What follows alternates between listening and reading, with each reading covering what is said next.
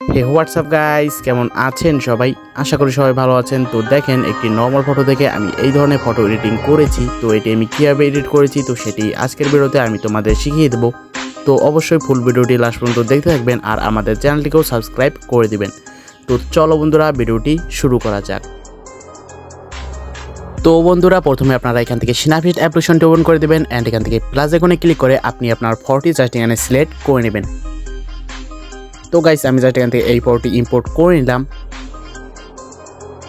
তো ফটোটি স্ন্যাপসিড অ্যাপ্লিকেশনে ইম্পোর্ট করার পর জাস্ট এখান থেকে চলে আসবেন পেন আইকনে। তো পেন আইকনে ক্লিক করলে এখানে অনেকগুলো অপশন দেখতে পাবেন। এখান থেকে জাস্ট টুন ইমেজে ক্লিক করে দেবেন।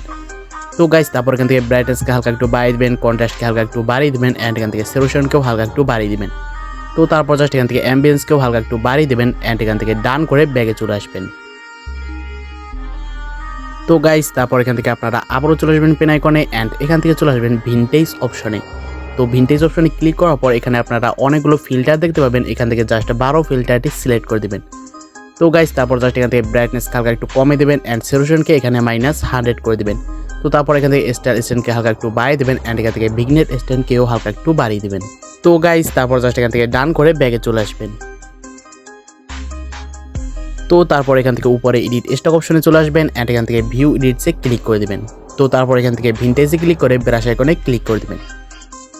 তো গাইস, তারপর এটি ইনভার্ট করে নেবেন অ্যান্ড ফটোটি একটু জুম করে নেবেন। তো তারপর জাস্ট বডি থেকে এটি ইরেজ করে নেবেন। তো গাইস, আমি এটি একটু তাড়াতাড়ি করে নিচ্ছি, আপনারা এটি আস্তে আস্তে করে নেবেন।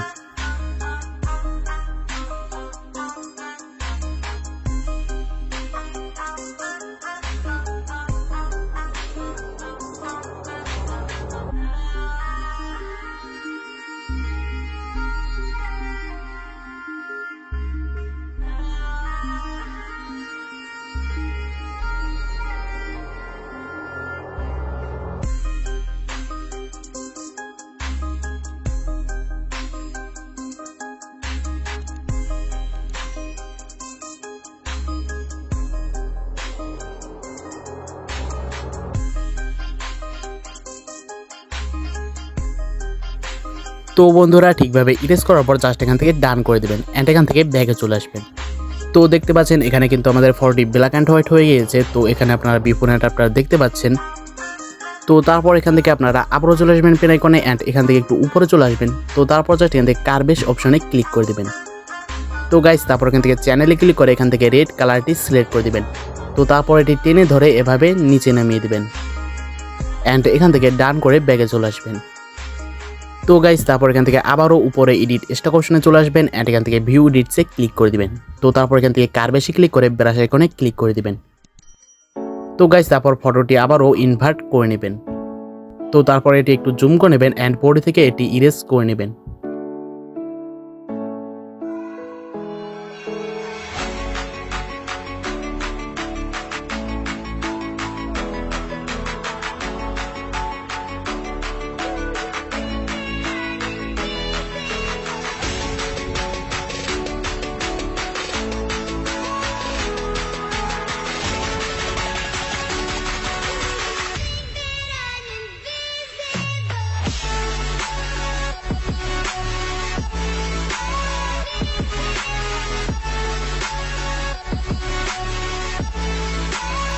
তো গাইস, তারপর জাস্ট এখান থেকে ডান করে দেবেন অ্যান্ড এখান থেকে ব্যাগে চলে আসবেন।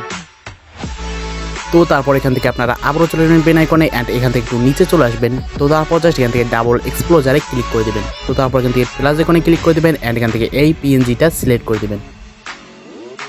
তো গাইস, এখানে আমরা যা কিছু ইউজ করবো সব কিছু লিঙ্কই দেওয়া থাকবে আমাদের ডেসক্রিপশন বক্সে। তো অবশ্যই আপনারা সেখান থেকে ডাউনলোড করে নেবেন।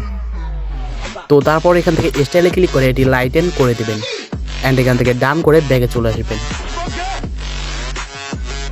তো গাইস, এখানে আপনারা বিফোরটা আপনারা দেখতে পাচ্ছেন। তো তারপর এখান থেকে আপনারা আবারও চলে আসবেন পেন আইকনে অ্যান্ড এখান থেকে চলে আসবেন ডাবল এক্সপোজারে। তো তারপর এখান থেকে আবারও প্লাস আইকনে ক্লিক করে দেবেন অ্যান্ড এখান থেকে এই পিএনজিটা সিলেক্ট করে দেবেন। তো তারপর এটি ঠিকভাবে কর্নারে অ্যাডজাস্ট করে নেবেন অ্যান্ড এখান থেকে স্টাইলে ক্লিক করে এটি অ্যাড করে নেবেন। তো গাইস, তারপর এখান থেকে অপাসিটিটা হালকা একটু কমিয়ে দিবেন। তো গাইস, তারপর জাস্ট এখান থেকে ডান করে ব্যাগে চলে আসবেন।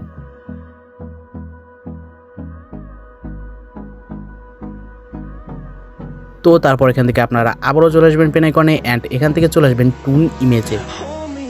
তো তারপর এখান থেকে সবগুলোই একটু একটু করে বাড়িয়ে নেবেন।